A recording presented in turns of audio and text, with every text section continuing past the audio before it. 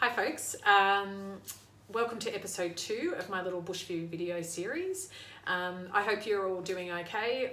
I know that this is a super strange and such a difficult time. That's why I'm actually doing this. For me, I'm needing a distraction and something to take my mind off things for a while. So you're so welcome to join me. We can hang out here. I'm going to share some of my favourite bush food recipes and my love and connection to Australian food. If you want to share yours, please do online. There's areas to comment. And I'd love to hear how you're getting on as well. Today I'm going to share with you one of my favourite recipes, which is one I do quite often for my family, and it's a crumbed wattle seed chicken with lemon myrtle, and I'm going to do a little quick pepperberry yogurt at the end, which is really nice to serve with it. So we're hanging out at Saltbush Kitchen today. It is possibly the smallest kitchen in the world, and it's part of the new Saltbush Kitchen store in Buninyong in regional Victoria. And I opened this in April last year, and I love it. I'm really addicted to it, and I'm designed it to deliver a really immersive Australian experience for you. So it's where you can come and you can hear and see and taste and smell what is beautiful about Australian bush foods. And I hope that you discover something that you really connect with, and then you're able to take that back into your own kitchen.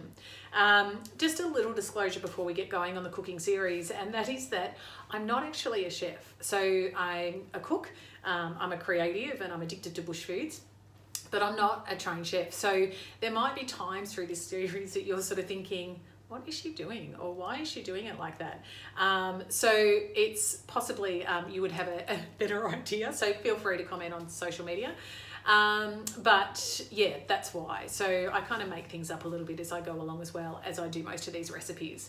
So it's a bit of fun and it's tasty. So I hope you enjoy it. Let's get started. Trying to find a spot to put this camera in this kitchen is hilarious.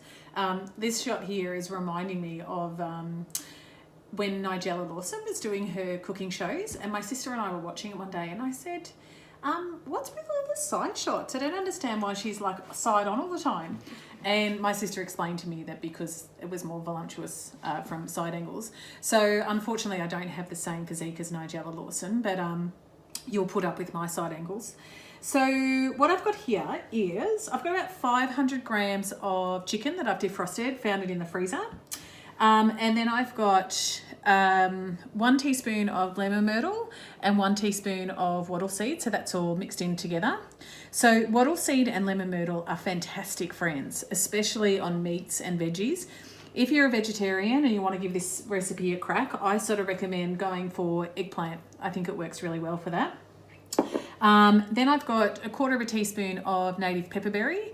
One of the most beautiful peppers in the world is pepperberry, and we're going to explore more about what the flavours are as the series goes on. So, and then I've just got some salt.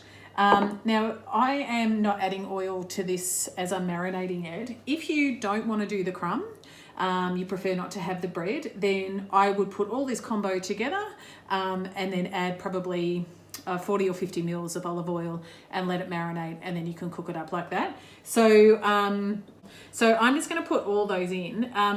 The only thing I'm not going to put in is all the salt, because I wanted to talk to you about my pinches of salt. I had this discussion with Lily, who I work with. So apparently a pinch of salt for most people is like this. So a pinch of salt for me is like this. So also, if you're not a salt freak, just pull back on the salt. So as we go through recipes, feel so free just to maneuver them to what you like. And then what I do with my sanitized and very well washed hands is I mix that through so well. So I want to make sure that each piece of that chicken, these are chicken tenderloins. I actually prefer to do this with chicken thigh. I think it's much better. Chicken thigh are a bit juicier. But I didn't have any in the freezer. So you got chicken tenderloins. So that's it. It looks pretty ugly, as you can see. And I'm going to pop that in the fridge for probably a couple of hours, and then we'll come back and we'll crumb them and I'll show you how I cook them. Okay, I think I've worked out a little bit of a better camera angle. We'll keep working on that, not my strong point. So now I'm going to show you quickly what goes in the crumb. So I've got about 150 grams of breadcrumbs. What I did was I had some old bread in the freezer.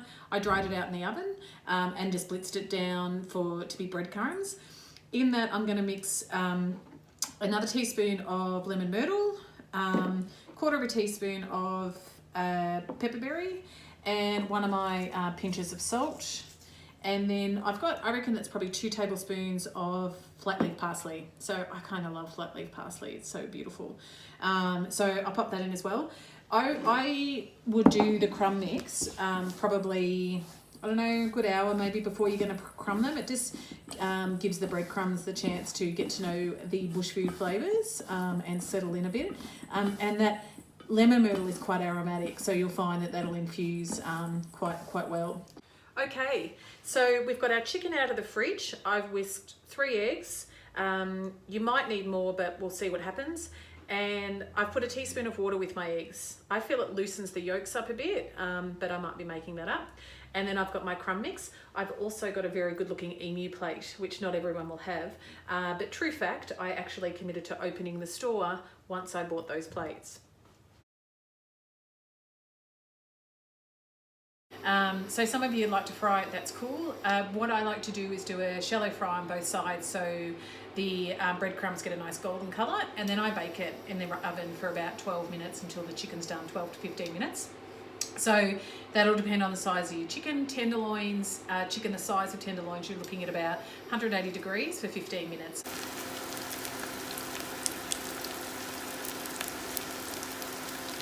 Lay it out on a roasting tray and then pop it in the oven at 180 degrees for about 15 minutes, and that'll cook your chicken through.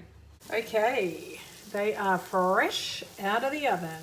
How delicious do they look? Yum. There you go, there's a little close-up. So cooked right through.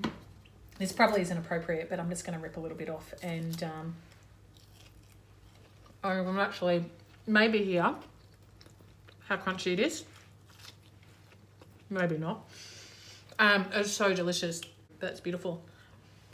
Yummy.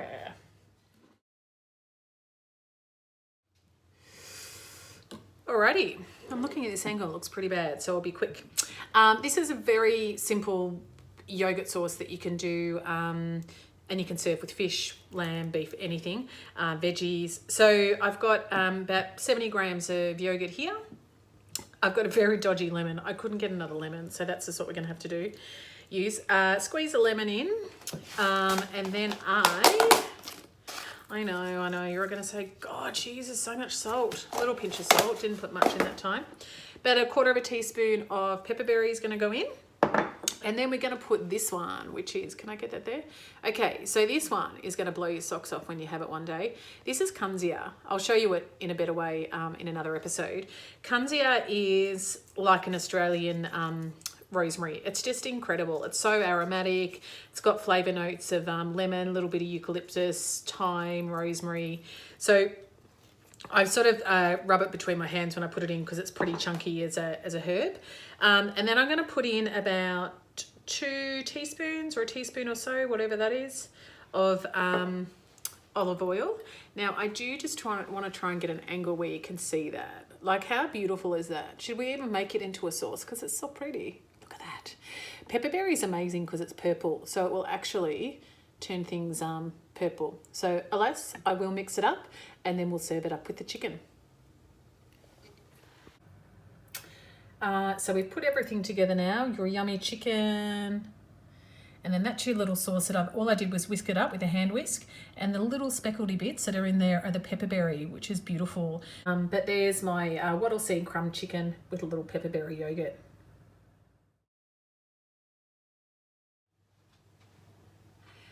Thanks for joining me for episode 2. I hope you enjoyed it, and I just want to say, if you don't have the bush food flavours that I used in my recipe today, then go into your pantry and have a play with some of the flavours that you have in there. You can use a similar recipe. This is so much about finding comfort at a very difficult time through food and connecting with people. So I'll see you for episode 3. I don't know what that is just yet. I'm going to work on that one. I'll let you know when I do know, but take care, and I'll see you soon.